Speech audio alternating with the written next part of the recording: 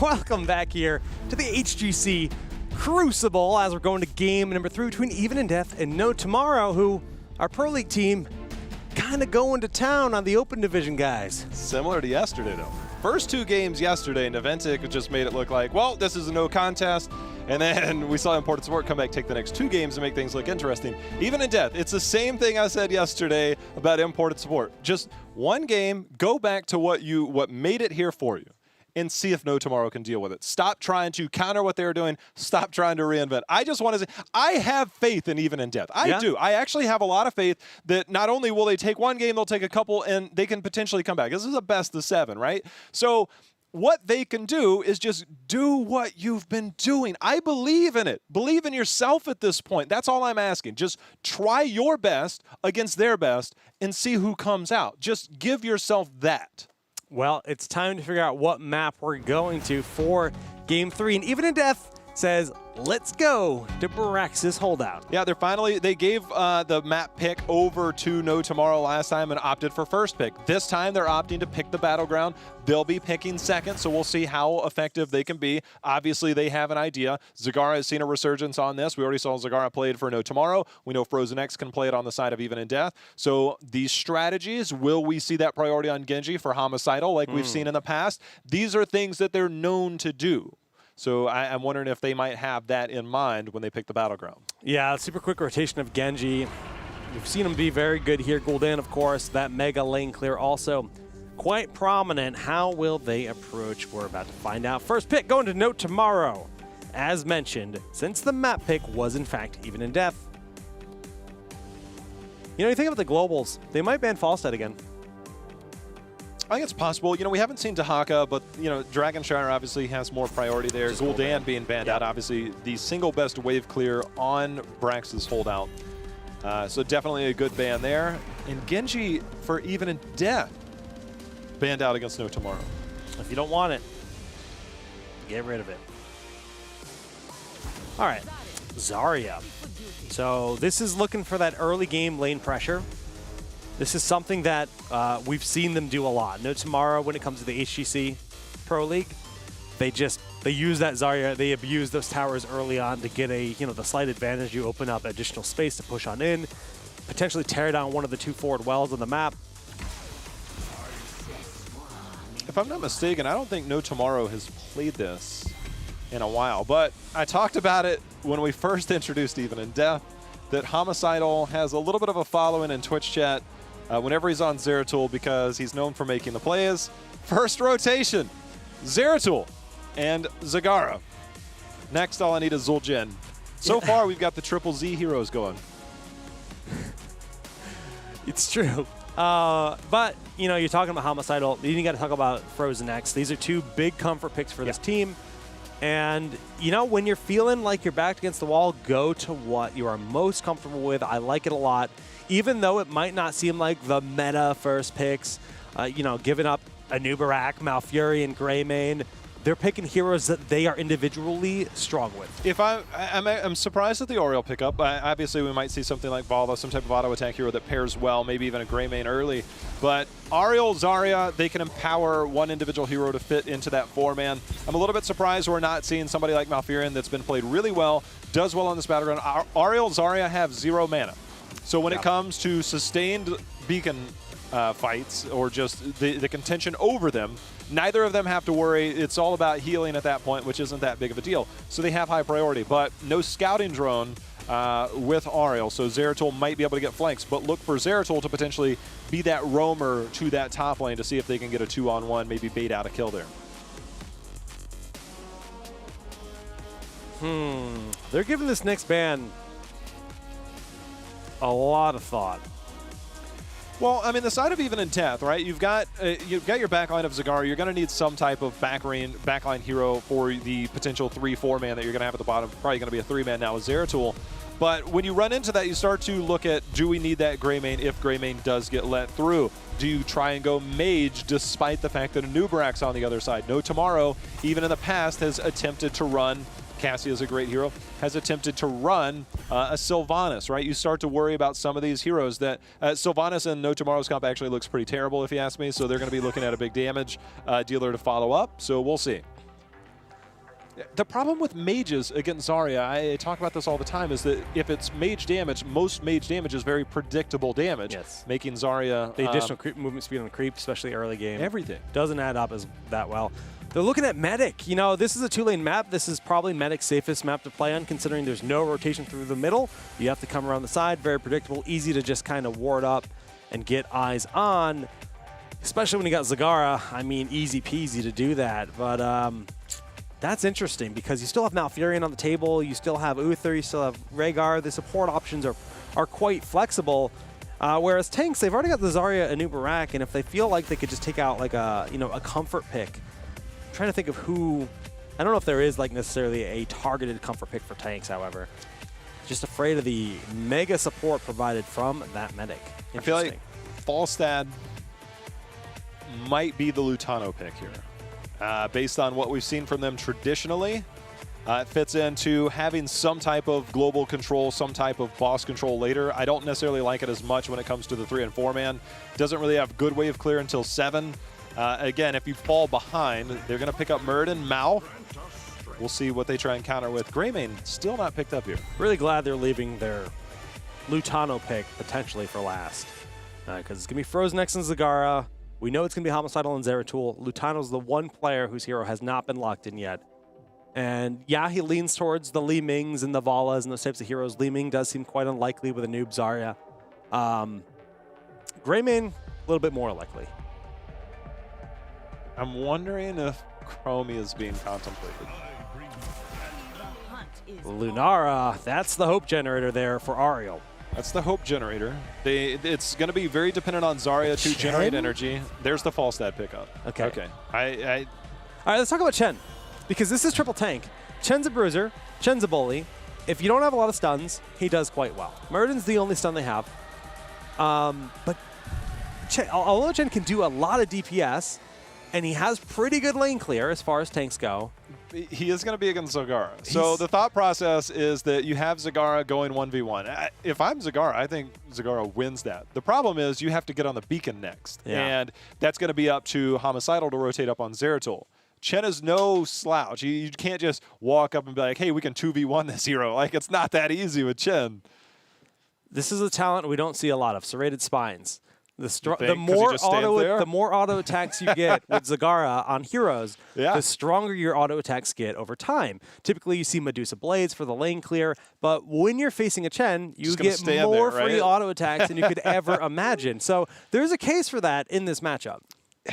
You're relying on a very long drawn out. I think that if there was one hero you were going to do it against, it would be Chen. Okay, thanks, man. He's like, I'm actually going to dive into your minion wave, which I'm in auto attack range. I'm not going to get on top of you. I'm going to drink brew because you can't hurt me because I have a permanent shield, basically.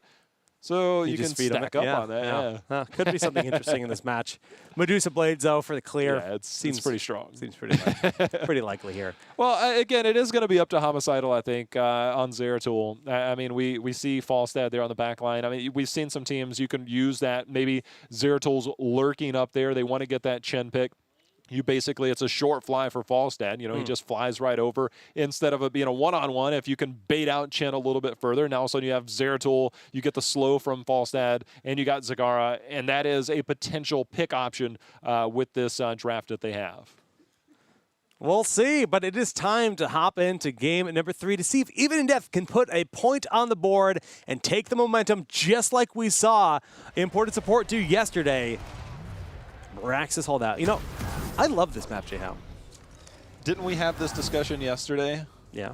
And I said I'm more of a fan of Warhead. I'm going to get a lot of people out there in Twitch chat like J-How's crazy. But I love playing those global heroes like Zagara. And, well, they don't do so well on Braxis. But either way, we are in game number 3 as No Tomorrow trying to go up 3-0 in this best of 7 against Even in Death.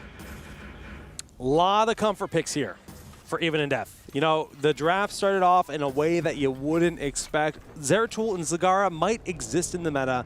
They don't tend to be prioritized over heroes like a noob Barak, who they did lit through. But I personally... This right here is a problem because Zarya, despite going Particle Grenade, you're going to get good push, but Zarya push early game is pretty strong.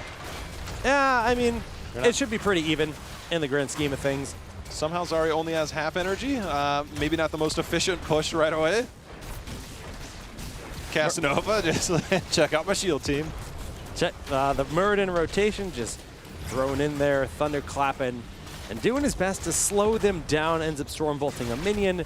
Should just end up being a fort for fort. Some compositions, teams just kind of make this call to do this. You've got Zagara, you've got Zarya. Once it begins, if you try to rotate, you're on the losing end. So you just kind of follow through. You do as much structure damage as you want, and you give yourself each a advantageous lane.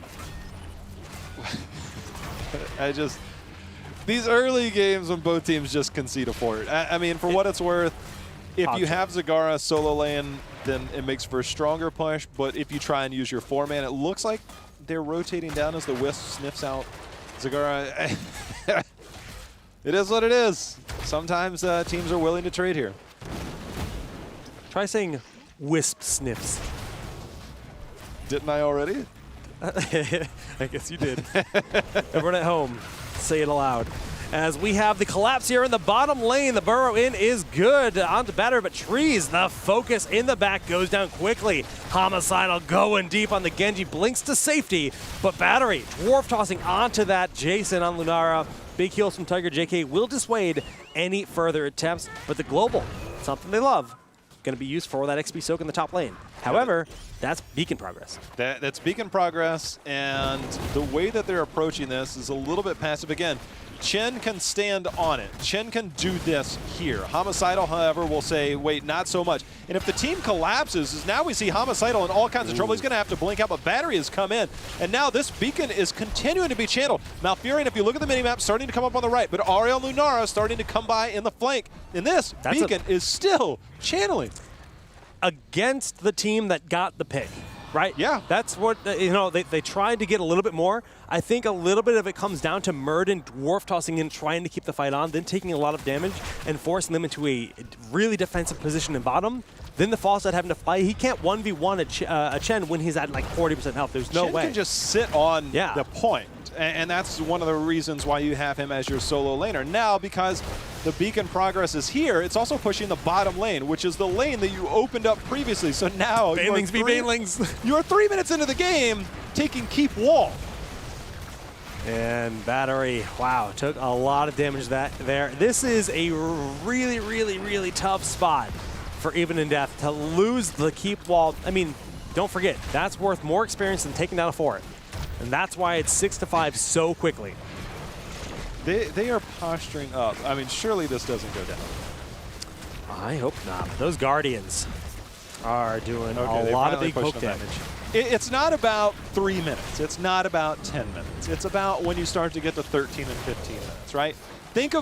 Don't ever try and think too much about what's going on right now, because what you're looking at is long term. The next beacon phase for the blue team will be at the top. They alternate sides each time. When you get to that third beacon phase, if you are able to win that, if you're able to get any bit, say 50, 60, 70%, that bottom keep is now gone. And that is a window of opportunity later in the game. 4 minutes in, they're already creating windows. Still, really strong team fight potential here.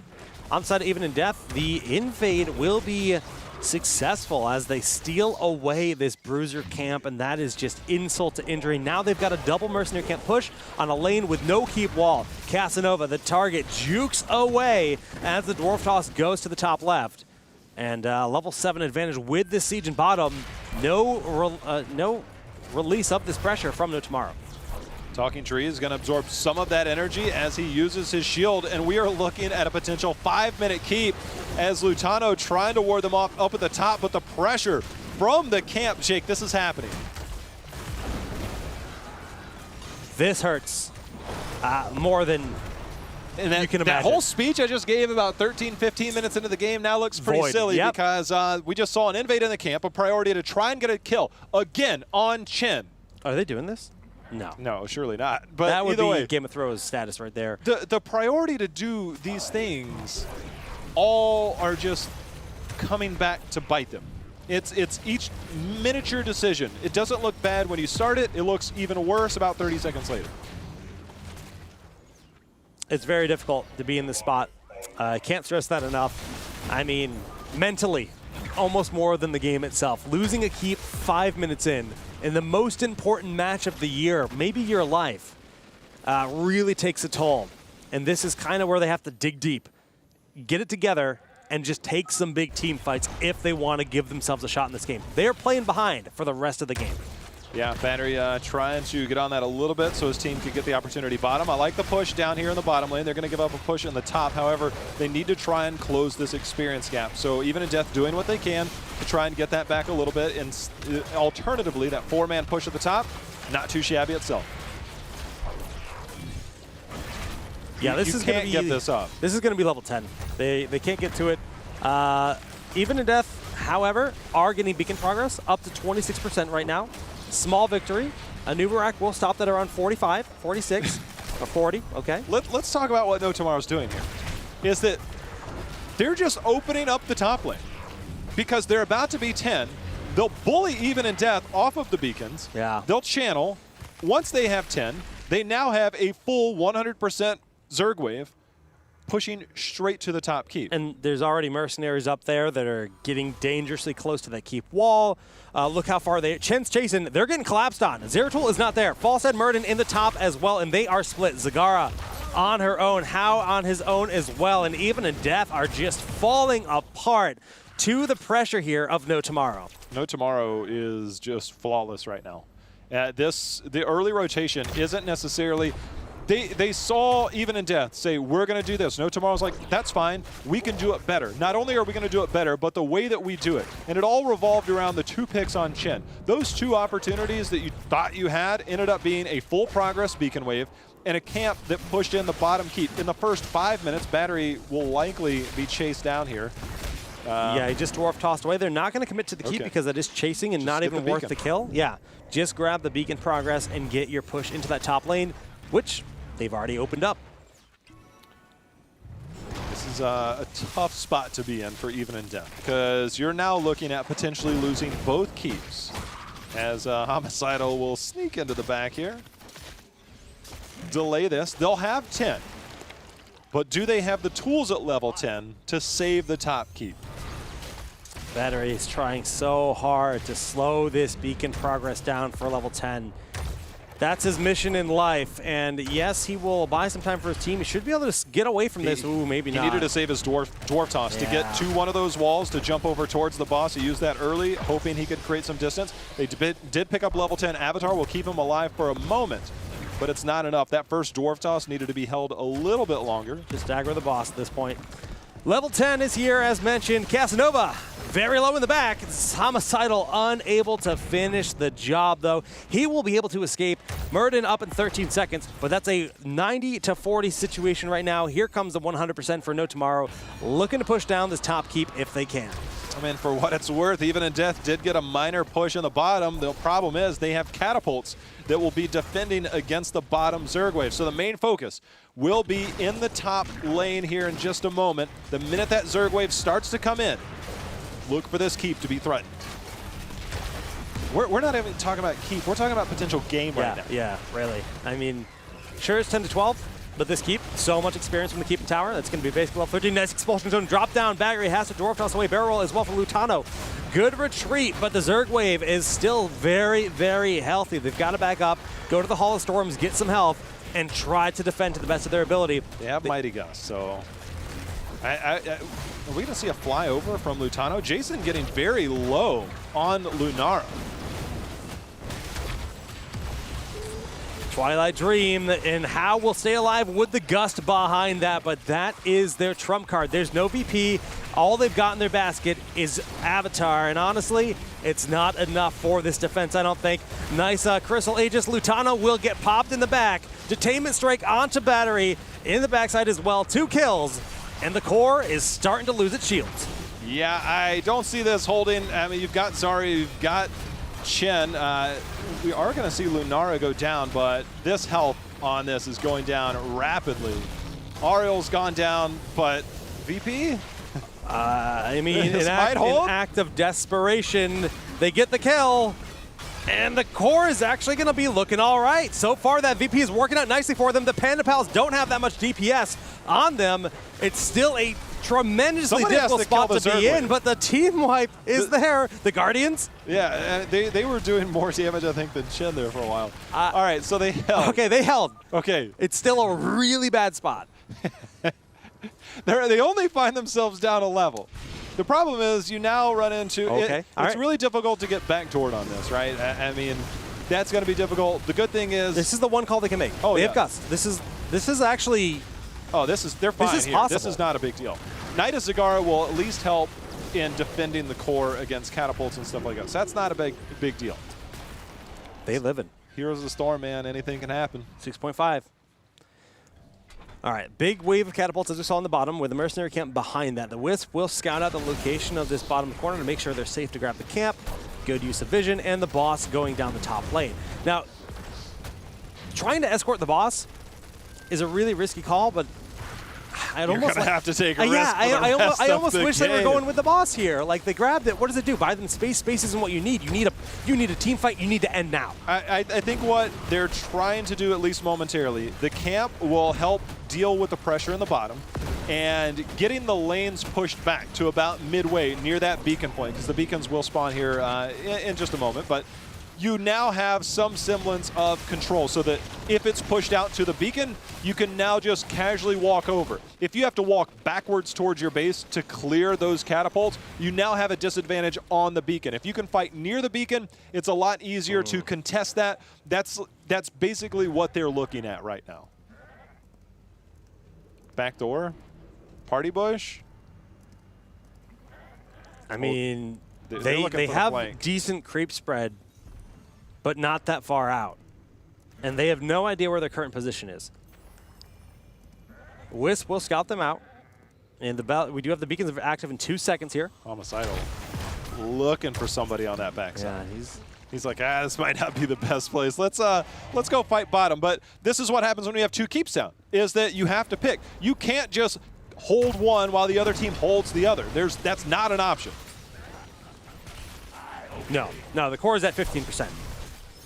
You lose one hero and you basically lose the game at this point. Even in death, have caught up in experience for the most part, but they're still so heavily pressured. They're fortunate. Their one thing going for them is that bottom lane being pushed out. They took control of the beacons almost for a second there. There's the VP. Can they make this play happen? Zagar does not have Ignitus. Twilight Dream was there, and we see the damage going out as the silence is on. Crystal Aegis just in time. Jason, though, taking a lot of damage, but Homicidal, the first to fall. Tiger JK, it is a 2-for-2 trade at the moment. But the core, look at the core. The minions are on their double mercenary camp catapults, pushing on in, and they are trying to retreat back to this. The fight, the setup was there, but it ended up being even trades, and those shields are just about down. Just walk to the core. It's over. Just walk to the core. It is over, and the catapults are just going to end it before you even have to get there. No tomorrow. Just dominating. That is a dominant performance in game 3. Yeah, they might have thrown on the core, bringing it down to 15%, but that was so early in the game where it doesn't matter. It's worth it. Risk. Yeah, it's absolutely worth it in that situation. We talk about core throws late game being like just so heart-wrenching because the death timers are, infinite long. But in that situation, a boss was picked up and just kind of, hey, go, have fun. Like we're gonna go defend our bottom lane because we can't do anything else because we're so pressured. Well played from No Tomorrow. I'm glad that they forced the issue. Again, that's why I said, you can't just casually wait. You're on a very short timer. That's why I said I think they're pushing out lanes. Yeah. But you put yourself on a very short timer in the sense that, well, I want to hold this beacon, but I also need a team fight. But I want them to come to me, but they're not going, so I have to go to them. So that moment of indecision now has that wave casually pushing, and then even if you were to stay in that team fight, they recognized it, because Falstad's like, I got to get out of here. I've got to go help defend. And now Zagara is trying to run away, and so you run into this issue of, all right, that's actually, they lost it by not committing to the fight earlier. It's not that they lost the team fight. If they got up first few picks, sure, they might hold on there. But anything can happen in that moment. And if you trade, it's still a losing trade because of those moments that you gave up. Just moments. Not a long, drawn-out thing. But we're talking 10 to 15 seconds. That's it.